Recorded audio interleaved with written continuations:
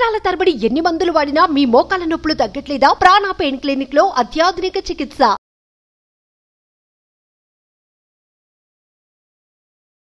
Hi hello నమస్తే welcome to Suman TV. నేను మీ శ్రీ అనుష. సో ప్రెసెంట్ మనతో పాటు ఉన్నారు consultant maxillofacial surgeon doctor Navatha గారు ఉన్నారు ఫ్రమ్ కేర్ హాస్పిటల్స్ హైటెక్ సిటీ నుంచి. మేడంతో మాట్లాడి కామన్ డౌట్స్ గురించి తెలుసుకుందామా? నమస్తే మేడం. హలో, ఎలా ఉన్నారు? బాగున్నాను, మీరు ఎలా ఉన్నారు? I'm too good. సో చాలా మందికి పళ్ళల్లో ఇన్ఫెక్షన్ అవుతుంది, దంతాలు ఇన్ఫెక్షన్ అవుతుంది, పంటి నొప్పి అంటారు. కొంతమందికి దవడల్లో ఇన్ఫెక్షన్ అవుతుంది. సో దానికి కారణాలు ఏంటంటారు? దవడలు ఇన్ఫెక్షన్ ఒక రకంగా పళ్ళ ఇన్ఫెక్షన్ కూడా కారణం అవుతుంది.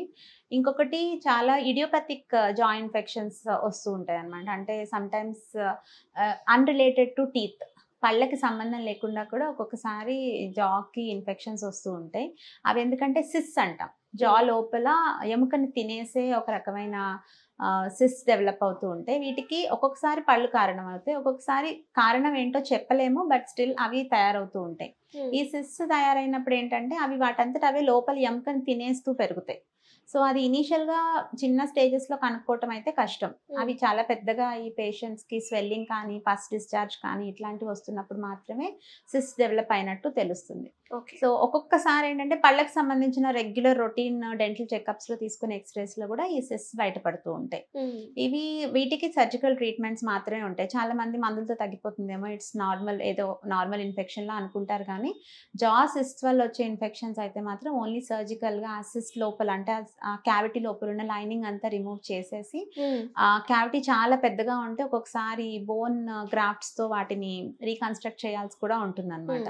అలా ట్రీట్ చేస్తేనే జాసిస్ ద్వారా వచ్చే ఇన్ఫెక్షన్స్ ని మనం పూర్తిగా అరికట్టగలుగుతాం.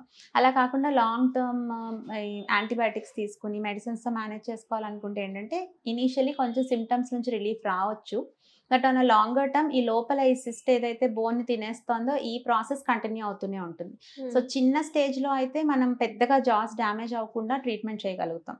అదే సైజ్ బాగా పెరిగిపోయాక ఒక్కొక్కసారి జానే కట్ చేయాల్సి, అంటే తీసేయాల్సి ఉంటుంది అన్నమాట, రిసెక్ట్ చేయాల్సి ఉంటుంది.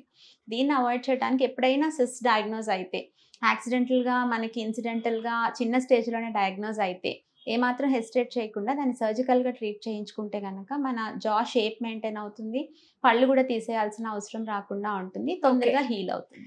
కాస్మెటిక్ జా సర్జరీస్ చేయించుకుంటారు కదా మేడం, అంటే ఆ అవసరం అనేది ఎప్పుడు పడుతుంది అంటారు? కాస్మెటిక్ జా సర్జరీస్ ఒక రకంగా ఆ పేరే ఇట్ ఇస్ కాస్మెటిక్, ఎందుకంటే ఫస్ట్ ఫేస్ లో కొంచెం తేడా వస్తుంది, ప్రొఫైల్ చేంజ్ అవుతుంది కాబట్టి it is identified as cosmetic జా సర్జరీస్. బట్ కాస్మెటిక్ జా సర్జరీస్ చాలా సార్లు ఫంక్షనల్ గా కూడా అవసరం పడుతూ ఉంటాయి. ఫర్ ఎగ్జాంపుల్ ఈ కాస్మెటిక్ జా సర్జరీస్ ఎవరికి చేస్తాం? దవడలు బాగా ముందుకుంది, మూతి చాలా ముందుకుంది, లేదా దవడలు చాలా చిన్నగా ఉన్నాయి, ఇలాంటి కేసెస్ లో ఫేస్ ప్రొఫైల్ బాగుండదు. యూజువల్ గా అయితే ఇప్పుడు మరి అలాంటి ప్రాబ్లం ఉన్న వాళ్ళకి అలైనర్స్ వాడుతున్నారు, క్లిప్స్ వేయించుకుంటారు, మరి దానికి సర్జరీ ఎందుకు అవసరం అంటారు? Very good question. యాక్చువల్ గా అలైనర్స్ ఇప్పుడు మూతి ముందుకుండటానికి రెండు కారణాలు ఉంటాయి. ఒకటి పళ్ళే ముందుకుండొచ్చు, మన పళ్ళు ముందుకున్నప్పుడు కూడా మూతి ముందుకున్నట్టు అనిపిస్తుంది. ఇంకొకటి దవడే ముందుకుంటుంది, పైన కింద మనకి రెండు దవడలు ఉంటాయి, మాక్సిలా అండ్ మాండిబుల్ అంటాం. సో ఆ దవడే ముందుకుంటుంది అనమాట. ఫస్ట్ మనము మూతి ముందుకుందో లేకపోతే చిన్నగా ఉందో అని అనిపించినప్పుడు ఫస్ట్ మనం ఇవాల్యుయేట్ చేయించుకోవాలి, పళ్ళు ముందుకున్నాయా లేకపోతే స్కెలిటల్ గానే ముందుకుందా అని. ఒకవేళ పళ్ళు మాత్రమే ముందుకో వెనక్కో లేకపోతే వంకరగానో ఉంటే అలైనర్స్ కానీ క్లిప్స్ కానీ హెల్ప్ చేస్తాయి. కానీ ఒకవేళ దవడే ముందుకుంది అనుకోండి, అప్పుడు ఖచ్చితంగా జా సర్జరీ ద్వారానే దాన్ని కరెక్ట్ చేసుకోగలుగుతాం. ఓన్లీ పళ్ళని మాత్రమే అడ్రస్ చేసాం అనుకోండి, మూతి అట్లానే ఉంటుంది, పళ్ళు ఇంకా లోపలికి వెళ్ళిపోతాయి, సో ఇంకా అనీస్థెటిక్ గా కనిపిస్తారనమాట. సో ఈ కాస్మెటిక్ జా సర్జరీస్ చేసుకునే ముందు ఎవరైనా పళ్ళు ఎత్తుగా ఉన్నాయి దీన్ని కరెక్ట్ చేయించుకోవాలనుకున్నప్పుడు ఫస్ట్ ఇవాల్యుయేట్ చేయించుకోవాలి, వెదర్ పళ్ళు ముందుకున్నాయా లేదా జా బోనే ముందుకుందా అని చెప్పి. సో జా బోన్ ముందుకుంటే cosmetic jaw surgery is the solution. So basic గా ఫేషియల్ సర్జన్ అంటే తెలుసు, బట్ మాక్సిలోఫేషియల్ సర్జన్ అంటే మీ వర్క్ ఏముంటుంది madam? Maxillofacial surgeon, facial surgeon, facio maxillary surgeon, ఇవన్నీ they are all different names for maxillofacial surgeon.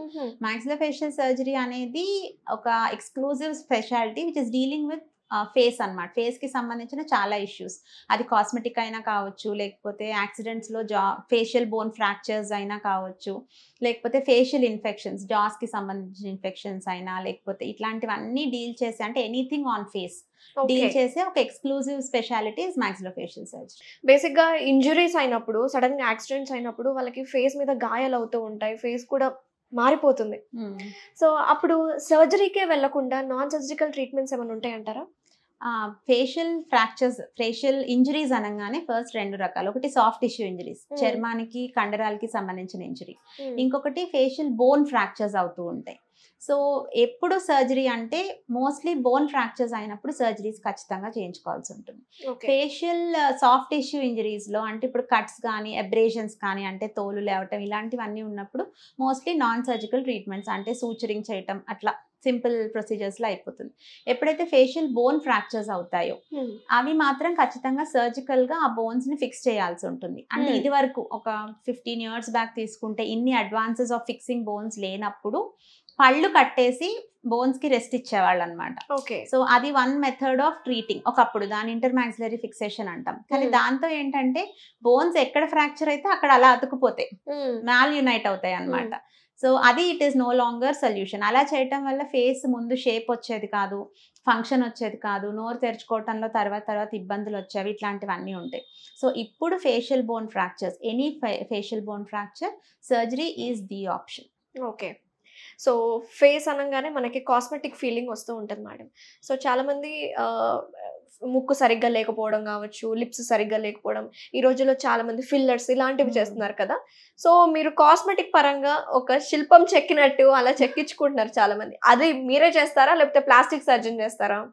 ఫేస్కి సంబంధించినంత వరకు ఆర్థోగ్నాటిక్ సర్జరీస్ ఇవన్నీ ఎక్స్క్లూజివ్లీ మాక్సిలోఫేషియల్ సర్జన్స్ చేస్తారు. ఆర్థోగ్నాటిక్ అంటే ఈ jaw correction surgeries, nose correction surgeries, ఇవన్నీ ఎక్స్క్లూజివ్లీ మాక్సిలోఫేషియల్ సర్జన్ చేస్తారు. ఎందుకంటే jaw is nothing, jaw also has teeth in it. ఇప్పుడు మన జాన్ ఇష్టం వచ్చినట్టు వేరే వేరే పొజిషన్స్ లో ఫిక్స్ చేశాక పళ్ళు కలవకపోతే ఏంటి ఉపయోగం? అవును. నోరు తెరుచుకోకపోతే ఏంటి ఉపయోగం? కాస్మెసిస్ అనేది సెకండ్ ఆప్షన్ మనకి. ఇప్పుడు మనం సరిగా తినలేకపోతున్నాము, సరిగా నోరు తెరవలేకపోతున్నాము, సరిగా మాట్లాడలేకపోతున్నాము, సరిగ్గా జరగనప్పుడు ఎవరు కాస్మెటిక్ విషయాల గురించి ఆలోచించరు. సో కాస్మెటిక్ రీజన్స్ కి జా కరెక్షన్స్ కానీ ఏదైనా ఫేస్ లో కరెక్షన్ చేయించుకుంటున్నప్పుడు ఫంక్షన్ చాలా ఇంపార్టెంట్. ఓకే. సో ఈ ఫంక్షన్స్ ని నిలబెట్టాలంటే నేను ముందుగా మీకు చెప్పినట్టు పళ్ళ యొక్క అక్లూజన్, పళ్ళు ఎలా అమరుతాయి అనేది మనకు అర్థమైతేనే ఫేస్ లో ఏ మార్పులైనా తీసుకురాగలుగుతాం. So what is teeth occlusion అంటే ఏంటి? ఇప్పుడు మనం రెస్ట్ లో ఉన్నప్పుడు పళ్ళు ఒక పొజిషన్ లో కలిసి ఉంటాయి కదా, దాన్ని అక్లూజన్ అంటాం. అంటే ఒక పన్ను తగిలేదానికి న్యాచురలీ అమర్చబడిన ఒక పద్ధతి ఉంటుంది, దాన్ని డెంటల్ అక్లూజన్ అంటాం. సో ఇప్పుడు ఫేషియల్ బోన్ ఫ్రాక్చర్స్ అయినా లేకపోతే మనం ఇలా జా కరెక్షన్ సర్జరీస్ లాంటివి ఏమైనా చేస్తున్నా కూడా ఆ పళ్ళ అమెరికని మనం ఖచ్చితంగా గైడెన్స్ లా తీసుకోవాలి. దాన్ని మనం మార్చలేం. పళ్ళు ఎలా కలుస్తున్నాయి అనే దాన్ని మార్చినంతసేపు it is easy to fix the bones in a more aligned position. అంటే ఫేస్ షేప్ మారకుండా షేప్ ఇంప్రూవ్ అయ్యేలాగా మనం చేస్తాం. చాలా సార్లు ఏమవుతుందంటే ఈ పళ్ళ అమరిక అర్థం చేసుకోకుండా ఫేషియల్ బోన్ ఫ్రాక్చర్స్ అవి ఫిక్స్ చేసినప్పుడు వాళ్ళకి పళ్ళు కలవవు. తర్వాత ఫేస్ షేప్ మారిపోవటమే కాదు, తినటానికి కూడా ఇబ్బంది అవుతుంది. అన్నం మెదగదు వాళ్ళకి, బికాస్ పళ్ళు సరిగా కలవట్లేదు కదా. సో ఈ ప్రాబ్లమ్స్ అన్ని వస్తుంటాయి. వాళ్ళకి తెలీదు that they can be done in a better way అని చెప్పి. సో ఒక యాక్సిడెంట్ అయ్యింది, చాలా లైఫ్ థ్రెటనింగ్ విషయం జరిగిపోయింది, ప్రాణం ఉంది చాలు అనుకుంటారు, కానీ ఇవి నిజంగా కరెక్ట్ చేయించుకోవచ్చు అని వాళ్ళకి తెలియదు. సో ఈ అక్లూజన్ ఎప్పుడైతే మనం కన్సిడర్ చేయకుండా, పళ్ళని అమరిక కన్సిడర్ చేయకుండా ఫేషియల్ బోన్ ఫ్రాక్చర్స్ ఫిక్స్ చేస్తామో అవి సరిగ్గా ఫంక్షన్ రాదు, డిలేడ్ రికవరీ కూడా ఉంటుంది అనమాట. So very nice madam, thank you so much. అసలు మాక్సిలోఫేషియల్ సర్జరీ అసలు ఎందుకు అవసరం పడుతుంది, ఏమేమి ట్రీట్మెంట్స్ ఉంటాయి, చాలా వివరంగా ఎక్స్ప్లెయిన్ చేస్తున్నాను. థ్యాంక్ యూ అండి. నమస్తే. నమస్తే.